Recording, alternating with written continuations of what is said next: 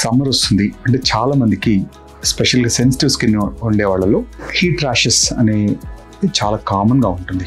ఇది యూజువల్గా చిన్నప్పుడు బేబీస్లో చూస్తాం. ఎందుకు వస్తాయి ఈ హీట్ ర్యాషెస్, మనం దీన్ని ఎలా ప్రివెంట్ చేసుకోవచ్చు, దానికి ఏంటి రీజన్, ఎందుకు? మీరు బాడీలో మన స్వెట్ గ్లాండ్స్ అనేవి ఉంటాయి. మనకు ఈ స్వెట్ గ్లాండ్స్లో ఏం చేస్తాయంటే మన థర్మో రెగ్యులేషన్ అంటాం. హీట్ని కాన్స్టెంట్గా బాడీ హీట్ బయట కనుక హీట్ పెరుగుతుంటే ఆ స్వెట్టింగ్ ద్వారా మన బాడీ హీట్ని తగ్గిస్తూ ఉంటాయి. అయితే ఈ స్వెట్ గ్లాండ్స్ ఒక్కొక్కసారి ఎక్స్ట్రీమ్ హీట్ అయిపోయినప్పుడు ఆ స్వెట్ పోర్ బ్లాక్ అయిపోతుంది. పోర్ బ్లాక్ అయిపోయి స్వెల్లింగ్ వచ్చేసి ఆ కింద స్వెట్ లోపల ట్రాప్ అయిపోతుంది. ఆ స్వెట్ ట్రాప్ అయినప్పుడు మనకు చర్మం మీద అది దద్దులా కనపడుతుంది.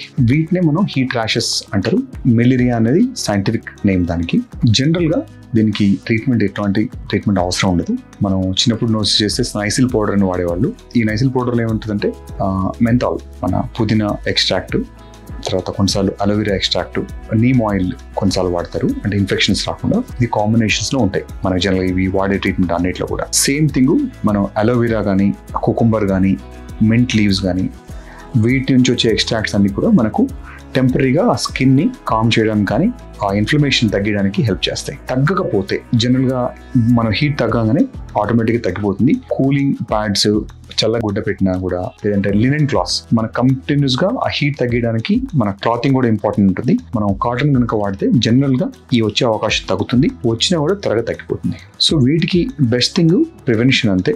ఖచ్చితంగా వచ్చినప్పుడు మాత్రం మనం అనుకున్నట్టు ఈ కుకుంబర్ ఆర్ అలోవెరా జెల్స్ రాసుకోవచ్చు. లేదంటే మనం మార్కెట్లో కమర్షియల్ కూడా మనకు పౌడర్స్ అవైలబుల్ ఉంటాయి ఈ కాంబినేషన్స్లో, అవి కూడా మనకు బాగా వర్క్ చేస్తాయి.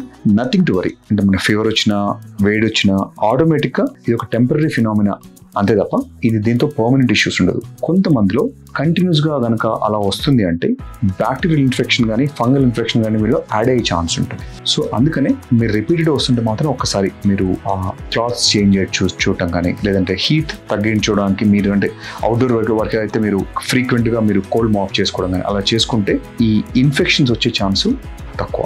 ఒక ఇన్ఫెక్షన్స్ వస్తే మాత్రం మీరు డెర్మటాలజిస్ట్ కానీ లేదంటే మీ నియరెస్ట్ స్కిన్ కేర్ స్పెషలిస్ట్ కానీ కన్సల్ట్ అయ్యి దానికి కరెక్ట్ ట్రీట్మెంట్ తీసుకుంటే వెంటనే తగ్గిపోతుంది. కానీ దీంతో మనకి ఎటువంటి ప్రాబ్లము కానీ డేంజర్ కానీ ఇలాంటి వాటితో ఉండదు.